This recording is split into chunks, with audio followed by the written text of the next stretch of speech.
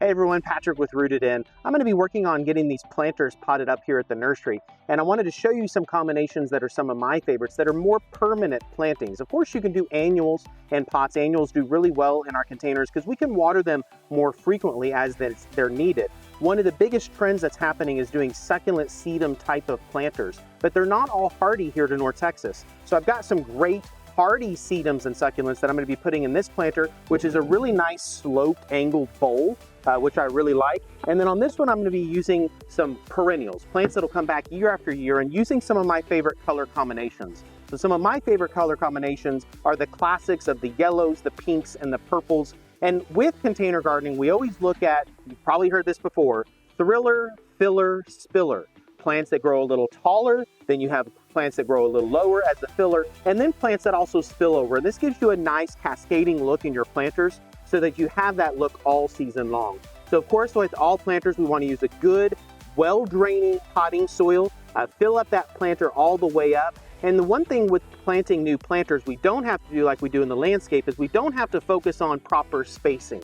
This is where those rules kind of go out the door. We can tighten things up a little bit, make it look more lush and full as we plant these planters, because you're wanting a more instant look, but still give them a little bit of elbow room so that they can fill in nicely. So as you can see here, I'm filling these planters up pretty high, but not all the way, because I need to make room for the plants as I fill them in. So on the succulent one, what I'm going to do is, I know that this back and black sedum gets a little taller, so I'm going to put it towards the top, because remember, this is a slanted bowl.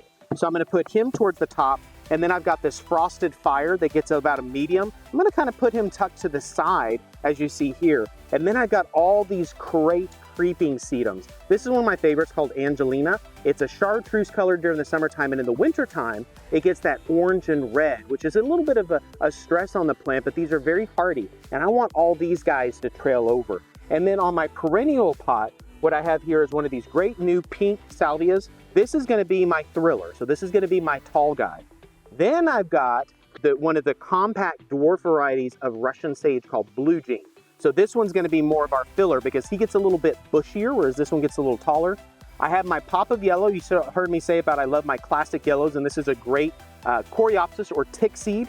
And then I'm going to be using one of our new dwarf lamb's ear. I want him to kind of trail over the side. And I'm going to also use lemon fizz, which is one of our new Santalinas, to trail over the other side as well. And that gives me my thriller, filler, and spiller.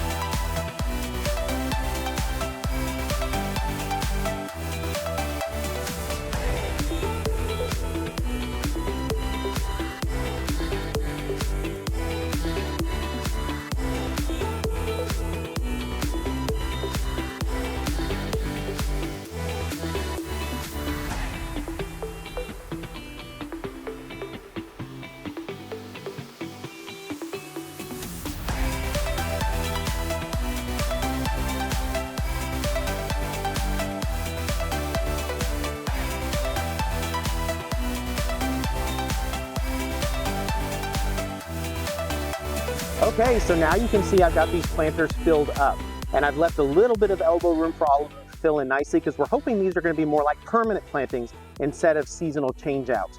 Remember, with container gardening, they may require more water, especially during the summertime. But what's so great about that is my containers in the heat of the summer, I might have to water them every morning, but I'm doing it with a 1 to 3 gallon watering can versus an entire sprinkler system. The other thing is making sure that your plants get nutrition. This little microenvironment can get zapped out with its nutrition within the first season. They might need a little extra nutrients to revitalize that soil, especially with permanent plantings.